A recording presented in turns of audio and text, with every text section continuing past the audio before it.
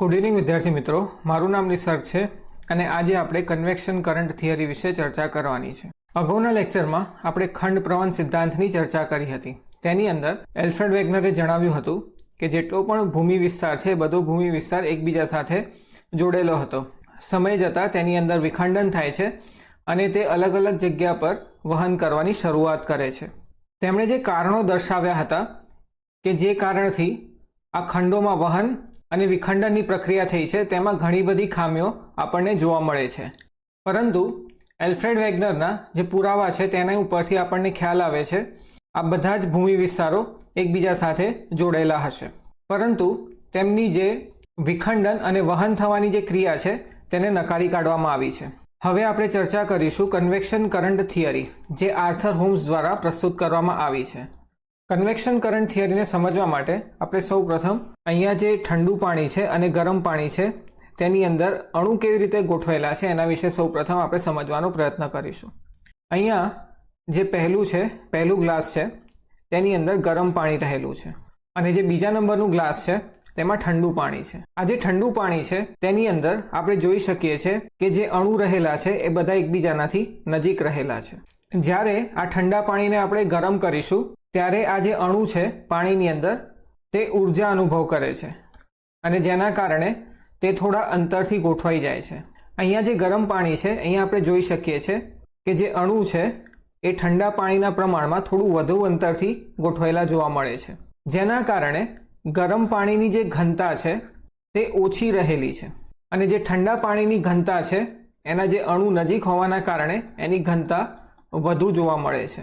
આ જે વાસણ છે તેની અંદર આપણે પાણી ભર્યું છે અને પછી આપણે તેને ગરમ કરીશું. તો સૌથી પહેલાં જે પાણી ગરમ થશે એ આ વિસ્તારનું પાણી ગરમ થવાનું, જે નીચેની તરફ છે, અને જે ઉપરની તરફ પાણી છે અહીંયા જે પાણી રહેલું છે આ પાણી ઠંડુ છે.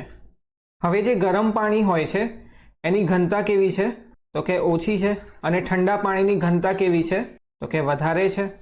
તેના કારણે શું થાય છે, જે ગરમ પાણી ઓછી ઘનતા ધરાવે છે તે હવે ઉપરની તરફ જવાની શરૂઆત કરે છે અને ઉપરનું જે ઠંડુ પાણી છે તે નીચેની તરફ જવાની શરૂઆત કરે છે. ઘણીવાર આપણે જ્યારે નાહવા માટે પાણી ગરમ કરતા હોઈએ છીએ તો આપણને ઉપરથી પાણી ગરમ લાગે છે, કારણ કે નીચેનું જે ગરમ પાણી છે તે ઉપર આવી ગયું છે, પરંતુ નીચેની તરફ જે પાણી ઠંડુ રહેલું છે એ પ્રમાણમાં એટલું ગરમ નથી થયું. તો જ્યારે આપણે આવા પાણી સાથે આપણે નાહવા જઈએ છીએ તો આપણને ખ્યાલ આવે છે કે ફક્ત પાણી ઉપરથી જ ગરમ હશે અને જે પ્રમાણે આપણે વિચાર્યું હતું એટલું પાણી ગરમ નથી. આપણે અગાઉના લેક્ચરમાં ચર્ચા કરી હતી કે જે ખંડીય પોપડાની પહોળાઈ છે એ 30 કિલોમીટર જેટલી હોય છે. જ્યાં મેદાનો રહેલા છે એવા વિસ્તારની અંદર ખંડીય પોપડાની પહોળાઈ આપણને 30 કિલોમીટર જોવા મળે છે. જ્યાં ઊંચા ઊંચા પર્વતો હોય છે એ વિસ્તારની અંદર જે પહોળાઈ છે એ વધીને 70 કિલોમીટર સુધી થઈ જાય છે. અને જે મહાસાગરનો વિસ્તાર છે એની નીચે ખંડીય પોપડાની પહોળાઈ ફક્ત 5 કિલોમીટર જેટલી જ જોવા મળે છે.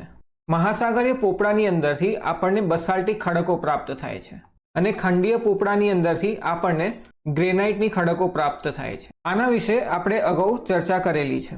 હવે આ જે મૃદાવરણનો વિસ્તાર છે એટલે લિથોસ્ફિયર, એ પૃથ્વીની સપાટીથી લઈને 100 કિલોમીટર સુધી જ્યારે આપણે પૃથ્વીની નીચે જઈએ છીએ આ વિસ્તારને આપણે મૃદાવરણ કહીએ છીએ. મૃદાવરણની અંદર જે ખડકો આપણને પ્રાપ્ત થાય છે એ ઘન અવસ્થામાં હોય છે.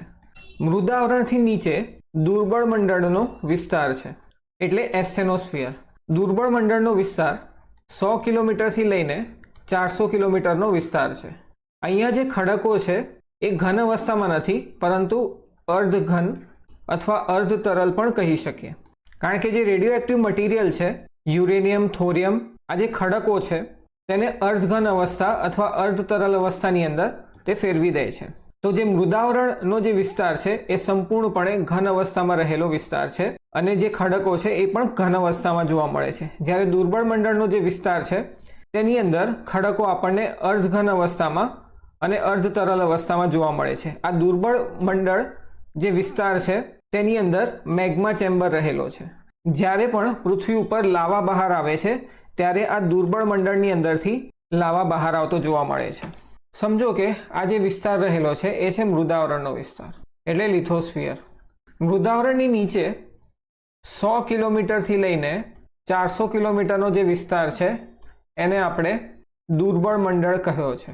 દુર્બળ મંડળની અંદર લાવા અથવા મેગ્મા ચેમ્બર રહેલું છે.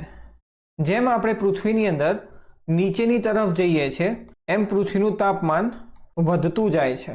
જ્યારે 100 કિલોમીટરની નજીક જે લાવા રહેલો છે, 400 કિલોમીટરની નજીક જે લાવા રહેલો છે, એમાં વધુ તાપમાન અહીંયા રહેલું હશે. જ્યાં 400 કિલોમીટરની નજીક તાપમાન વધુ રહેલું હશે અને 100 કિલોમીટર નજીકનો જે વિસ્તાર છે દુર્બળ મંડળનો, ત્યાં લાવાનું તાપમાન પ્રમાણમાં ઓછું રહેલું હશે. ઉદાહરણ તરીકે જસ્ટ એક આપણે ઉદાહરણ લઈએ છીએ કે સમજો કે આ ઉપરની સાઈડનું તાપમાન જો 1000 ડિગ્રી હશે તો અહીંયા જે તાપમાન રહેલું હશે એ 1400 ડિગ્રી જેટલું હોઈ શકે છે. આ ફક્ત એક ઉદાહરણ લીધું છે, એવું નથી કે આ જ છે. તો નીચેની તરફ જે મેગ્માનું તાપમાન વધારે રહેલું છે. હવે જે રીતે ગરમ પાણી નીચેથી ઉપરની તરફ જાય છે અને જે ઠંડુ પાણી રહેલું હોય છે એને નીચેની તરફ મોકલે છે, એ જ પ્રમાણે આ જે લાવા છે જે ગરમ રહેલો છે નીચેની તરફ એ ઉપરની તરફ જવાની શરૂઆત કરે છે અને જે આ ઉપરનો લાવા છે એ નીચેની તરફ આવવાની શરૂઆત કરે છે.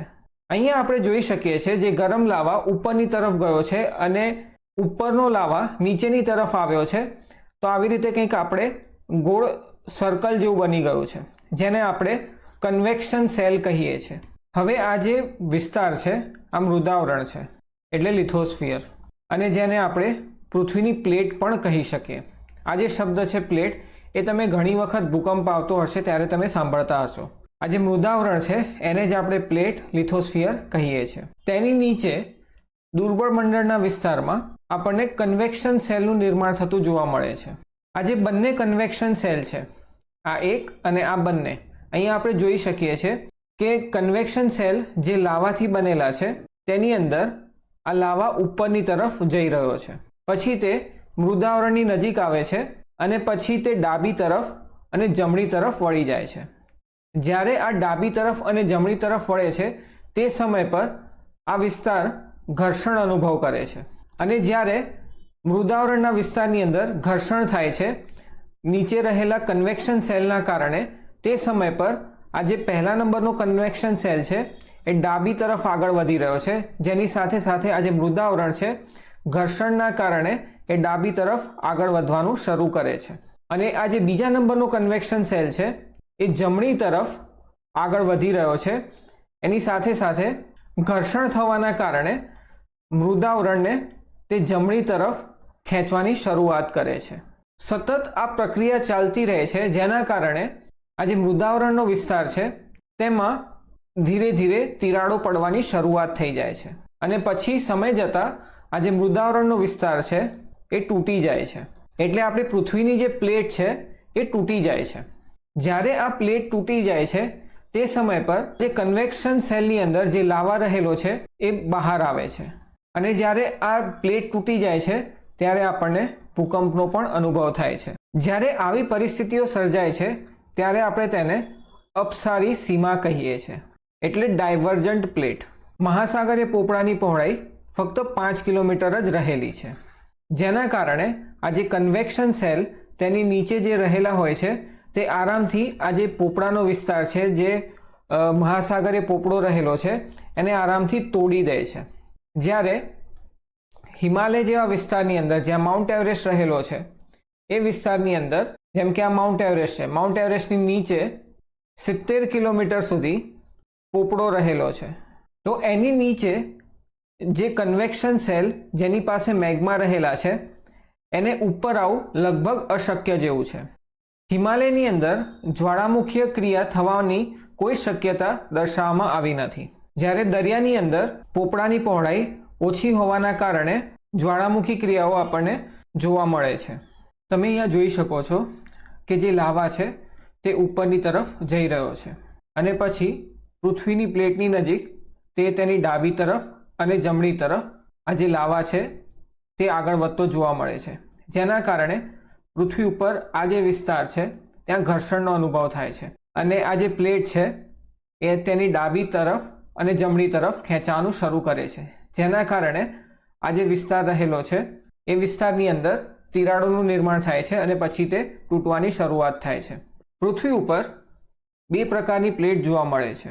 એક છે ઓશિયાનિક પ્લેટ એટલે મહાસાગરીય પ્લેટ, અને જે બીજી પ્લેટ છે એ છે કોન્ટિનેન્ટલ પ્લેટ એટલે ખંડીય પ્લેટ. ઓશિયાનિક પ્લેટ અને કોન્ટિનેન્ટલ પ્લેટ બંનેમાં શું તફાવત છે? સૌપ્રથમ આપણે તેના વિશે જાણકારી લેવાની છે. કોન્ટિનેન્ટલ પ્લેટની જે પહોળાઈ હોય છે તે વધુ રહેલી હોય છે. એની જે ઘનતા છે તે ઓછી છે અને પહોળાઈ વધુ રહેલી છે. તમે થર્મોકોલ જોયો હશે. થર્મોકોલ જ્યારે આપણે જોઈએ છે તો એ એના કદમાં ઘણો મોટો હોય છે, પરંતુ તેમાં વજન એકદમ ઓછું રહેલું હોય છે. એવી જ કંઈક પરિસ્થિતિ કોન્ટિનેન્ટલ પ્લેટ એટલે ખંડીય પ્લેટની રહેલી છે. બીજા નંબર પર આપણે ચર્ચા કરીશું ઓશિયાનિક પ્લેટ વિશે એટલે મહાસાગરીય પ્લેટ. મહાસાગરીય પ્લેટની જે પહોળાઈ છે તે ઓછી રહેલી છે, એની જે ઘનતા છે તે વધુ છે અને એની જે પહોળાઈ છે તે ઓછી છે. જે લોખંડનો રોડ હોય છે એ લોખંડના રોડની જે વજન છે તે વધારે હોય છે, પરંતુ એની જે કદ છે એમાં તે નાનો જ છે. એવી જ કંઈક પરિસ્થિતિ મહાસાગરીય પ્લેટમાં જોવા મળે છે. જ્યારે પણ મહાસાગરીય પ્લેટ અને ખંડીય પ્લેટ બંને એકબીજા સાથે ટકરાય છે ત્યારે હંમેશા મહાસાગરીય પ્લેટની વધુ ઘનતા હોવાના કારણે કોન્ટિનેન્ટલ પ્લેટની નીચે ઓશિયાનિક પ્લેટ જતી રહે છે. એટલે જ્યારે પણ કોન્ટિનેન્ટલ પ્લેટ અને ઓશિયાનિક પ્લેટ બંને એકબીજા સાથે ટકરાશે ત્યારે હંમેશા જે ઓશિયાનિક પ્લેટ છે એ કોન્ટિનેન્ટલ પ્લેટની નીચે જતી જોવા મળે છે. આ જે પહેલા નંબરની પ્લેટ છે તે ખંડીય પ્લેટ છે એટલે કોન્ટિનેન્ટલ પ્લેટ, અને જે બીજા નંબરની પ્લેટ છે એ છે મહાસાગરીય પ્લેટ. કોન્ટિનેન્ટલ પ્લેટ અને આ જે મહાસાગરીય પ્લેટ છે તેની નીચે સમજો કે કન્વેક્શન સેલ રહેલા છે જે લાવાના બનેલા છે. અહીંયા જે લાવા છે એ નીચેની તરફ જઈ રહ્યો છે. આ જે પહેલા નંબરનું કન્વેક્શન સેલ છે અને આ જે બીજા નંબરનું કન્વેક્શન સેલ છે તેની અંદર જે લાવા છે તે અહીંયાથી ઉપર જઈ રહ્યો છે અને આ વિસ્તારમાંથી નીચે આવતો જોવા મળે છે. અને આ જે બીજા નંબરનો કન્વેક્શન સેલ છે તેની અંદર પણ આ જે લાવા રહેલો છે તે નીચેની તરફ આવે છે. ખંડીય પોપડાની નીચે જે કન્વેક્શન સેલ રહેલું છે, જે લાવા રહેલો છે, તે ખંડીય પ્લેટને જમણી તરફ આગળ લઈ જાય છે. અને આ જે મહાસાગરીય પ્લેટ છે એની નીચે જે કન્વેક્શન સેલ છે એ તેને ડાબી તરફ આગળ લઈ જાય છે, અને જેના કારણે ખંડીય પ્લેટ અને મહાસાગરીય પ્લેટ આ બંને પ્લેટ એકબીજા સાથે ટકરાય છે. અને જ્યારે આ પ્લેટ એકબીજા સાથે ટકરાય છે ત્યારે આ જે મહાસાગરીય પ્લેટ છે એ પ્લેટ ખંડીય પ્લેટની નીચે કંઈક આવી રીતે જતી રહે છે. અને આ જે નીચેની તરફ જે સતત મેઘમાં ફરી રહ્યો છે જેના કારણે આ પ્લેટનો નાશ થાય છે.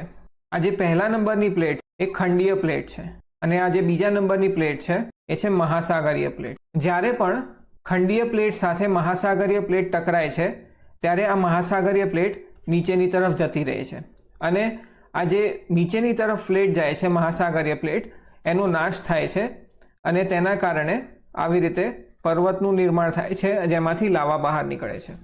હવે આપણે ચર્ચા કરીશું સમુદ્ર તળ પ્રસરણ સિદ્ધાંત એટલે સી ફ્લોર સ્પ્રેડિંગ થિયરી વિશે.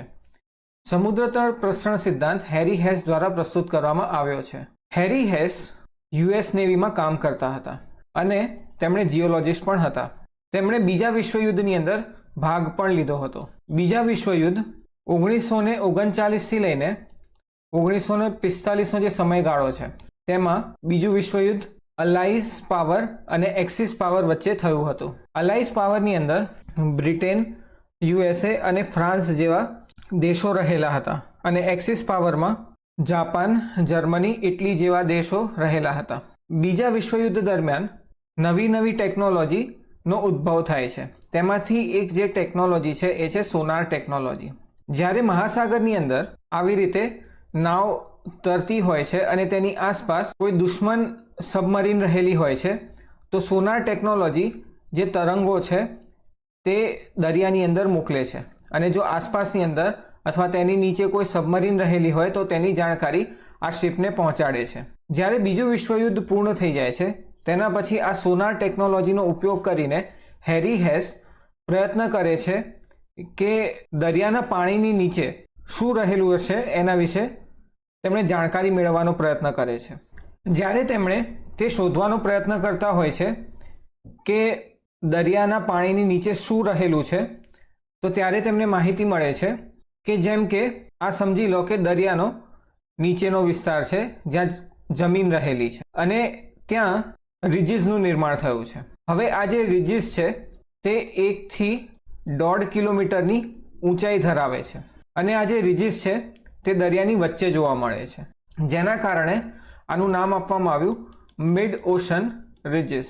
આ જે મિડ ઓશન રિજીસ છે એ સંપૂર્ણ સમુદ્રની અંદર ફેલાયેલા જોવા મળે છે. તમે અહીંયા જોઈ શકો છો કે આપણો એટલાન્ટિક મહાસાગર છે અને જ્યારે હેરી હેસ સોનાર ટેકનોલોજીની મદદથી માહિતી મેળવવાનો પ્રયત્ન કરે છે ત્યારે તેમને એવી જાણકારી મળે છે કે આ જે એટલાન્ટિકનો જે વિસ્તાર રહેલો છે તેની આ જે એસ તમે જોઈ શકો છો, આ જે લાલ કલરની લાઈન તમે જોઈ શકો છો, આ સંપૂર્ણ ક્ષેત્રની અંદર રિજીસનું નિર્માણ થયું છે અને તે બધા જ દરિયાની અંદર જોવા મળે છે. પ્રશાંત મહાસાગરની અંદર પણ આપણને આ રિજીસનું નિર્માણ થતું જોવા મળે છે. કાર્બન ડેટિંગ ટેકનોલોજી આપણને માહિતી આપે છે કે આ જે ખડકો છે તે કેટલા વર્ષ જૂના હશે. જે હેરી હેસ છે આ રિજીસના વિસ્તારમાંથી ખડકો લે છે, પછી તેની કાર્બન ડેટિંગ ટેકનોલોજીથી સમજવાનો પ્રયત્ન કરે છે કે આ ખડકો કેટલા વર્ષો જૂના છે. અને અહીંયા આ જે રિજીસથી જ્યારે તેમણે થોડા દૂર જાય છે અને ત્યાંના જે ખડકો છે, સમજો કે આ કોઈ જગ્યા છે જેને આપણે 2 નામ આપ્યું છે, તો અહીંયાથી પણ તેમણે ખડકો મેળવે છે. તો આ બંને જગ્યા પરથી ખડકો મેળવીને કાર્બન ડેટિંગ ટેકનોલોજી દ્વારા તેમણે સમજવાનો પ્રયત્ન કરે છે કે આ ખડકો કેટલા વર્ષો જૂના છે. જે રિજીસની નજીક જે તેમને ખડકો પ્રાપ્ત થાય છે તે સૌથી નવા ખડકો હતા અને જેમ તે રિજીસથી દૂર જતા જાય છે એમ જે ખડકોની જે ઉંમર છે તે વધતી જાય છે. સમજો કે અહીંયાથી કોઈ આ વિસ્તાર છે, અહીંયાથી ખડક આપણે મેળવીએ છીએ, તો એની અંદર જે ખડકો રહેલા હશે તે એકદમ નવા હશે, જે થોડાક વર્ષો પહેલાં તેનું નિર્માણ થયું હશે. જેમ તે દૂર જતા જાય છે એમ જે ખડકોની ઉંમર છે તે વધતી જાય છે. મહાસાગરની નીચે જે જમીન રહેલી છે એનું કાર્બન ડેટિંગ કરવામાં આવ્યું તો આ જે જમીન છે તે 20 કરોડ વર્ષ જૂની છે. જ્યારે ખંડોની જમીનનું કાર્બન ડેટિંગ કરવામાં આવ્યું તો ખંડોની જે જમીન છે એ 320 કરોડ વર્ષ જૂની છે. તો આની ઉપરથી કહી શકીએ કે જે મહાસાગરની નીચેનો જે જમીનનો વિસ્તાર છે એ નવો બનેલો છે, જ્યારે ખંડો ઉપર જે જમીન જોઈએ છે એ સૌથી જૂની છે, એ છે 320 કરોડ વર્ષ જૂની. હવે સૌથી પહેલા નંબર ઉપર અહીંયા ખંડીય પ્લેટ રહેલી છે અને ખંડીય પ્લેટની નજીક આ જે બીજા નંબરની પ્લેટ છે એ છે મહાસાગરીય પ્લેટ એટલે ઓશિયાનિક પ્લેટ.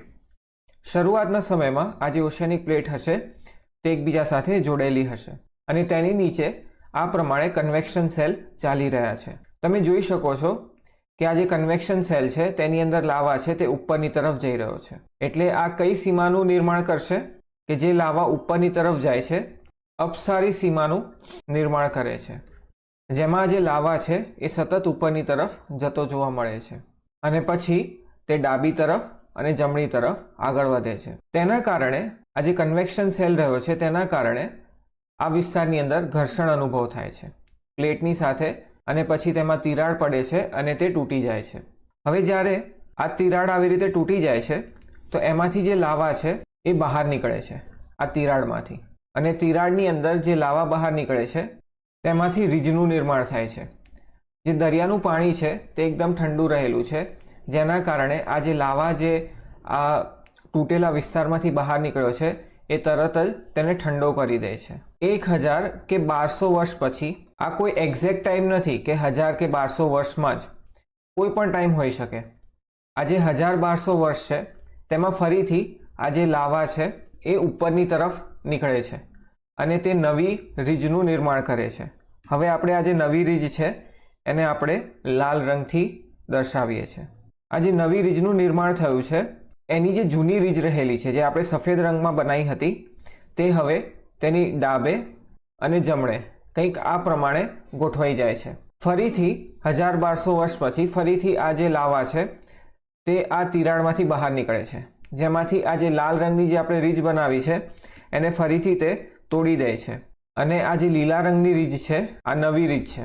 તો તેના કારણે આ જે લાલ રંગની રીજ છે એ કંઈક આ પ્રમાણે સાઈડમાં ખસી જાય છે અને સૌથી જૂનામાં જૂની રીજ આપણે સફેદ રંગની બનાવી હતી એ પણ આવી રીતે જોવા મળે છે. તો જ્યારે પણ આપણે મિડ ઓશન રીજીસની ડાબી તરફ જતા જઈએ છીએ તો ત્યાં જે ખડકો આપણને પ્રાપ્ત થાય છે એની ઉંમર વધતી જોવા મળે છે. જે અપસારી છે તે હંમેશા નવી ભૂમિની રચના કરે છે. સમજો કે આ એક પ્લેટ રહેલી છે અને આ પ્લેટની નીચે કન્વેક્શન સેલ ચાલી રહ્યા છે. આ જે લાવા છે તે સતત ઉપરની તરફ જઈ રહ્યો છે અને આ વિસ્તાર ઘર્ષણ અનુભવ કરે છે અને તેના કારણે આ બંને વિરુદ્ધ દિશાની અંદર આ જે પ્લેટ છે તે વિરુદ્ધ દિશાની અંદર આગળ વધવાની શરૂઆત કરે છે, જેના કારણે આ જે વિસ્તાર રહેલો છે એ તૂટી જાય છે અને પ્લેટ ડાબી તરફ અને જમણી તરફ આગળ વધે છે, જેના કારણે જે ખાલી જગ્યા છે એ વધતી જાય છે. હવે આ જે મેગ્મા છે તે આ ખાલી જગ્યાને ભરી દે છે અને તેની ઉપરનું જે ઠંડુ પાણી છે એ આ મેગ્માને થોડાક જ સમયમાં આ વિસ્તારને ઠંડો કરી દે છે, જેના કારણે નવી ભૂમિની રચના થતી જોવા મળે છે અપસારી સીમાઓ એટલે ડાયવર્જન્ટ પ્લેટ બાઉન્ડ્રીઝમાં. હવે તમે એક વસ્તુ ખ્યાલ હશે કે કુદરતે જ્યારે કોઈ વસ્તુનું નિર્માણ કરવાનો પ્રયત્ન કર્યો છે તો એનો નાશ કરવાનો પણ તેણે રસ્તો કરીને રાખ્યો છે. તો આ જે ઓશેનિક પ્લેટ્સ છે જ્યારે પણ તે ડાબી તરફ જતી હોય છે ત્યારે આ તરફ ખંડીય પ્લેટ રહેલી હોય છે અને જ્યારે પણ મહાસાગરીય પ્લેટ અને ખંડીય પ્લેટ આ બંને પ્લેટ એકબીજા સાથે ટકરાય છે ત્યારે હંમેશા મહાસાગરીય પ્લેટ ખંડીય પ્લેટની નીચે જતી રહે છે. આ ઓશેનિક પ્લેટ કન્વેક્શન સેલ અને અપસારી પ્રક્રિયાઓના કારણે તે ડાબી તરફ આગળ વધી રહ્યો છે.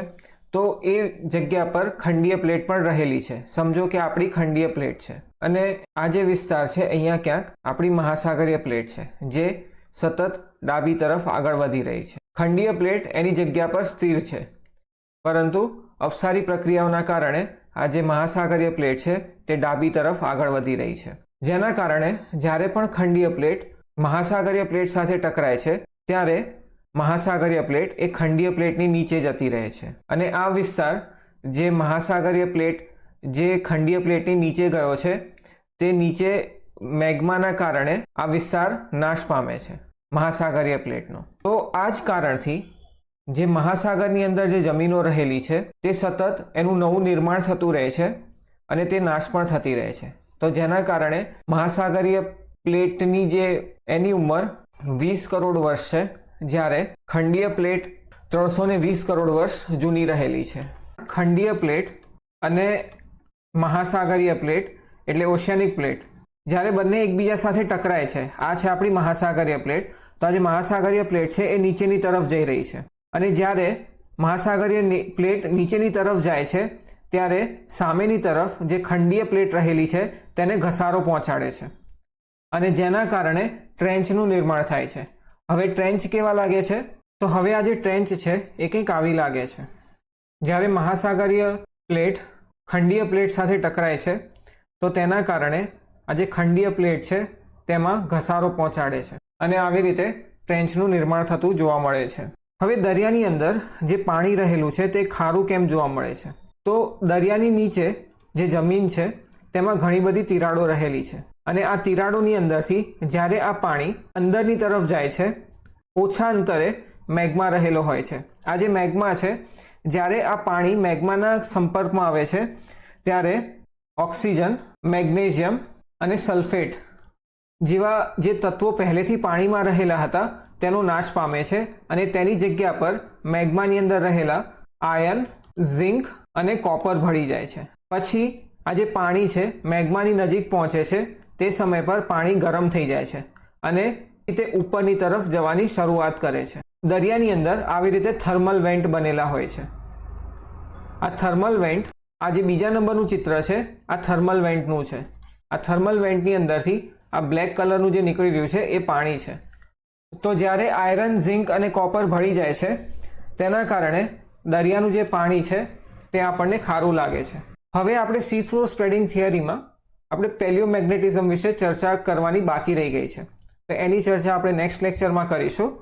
તેની સાથે સાથે આપણે પ્લેટ ટેક્ટોનિક થિયરીની પણ ચર્ચા કરીશું. તો જો તમને મારો લેક્ચર પસંદ આવ્યો હોય તો લાઈક કરો, શેર કરો, સબસ્ક્રાઇબ કરો. Thank you.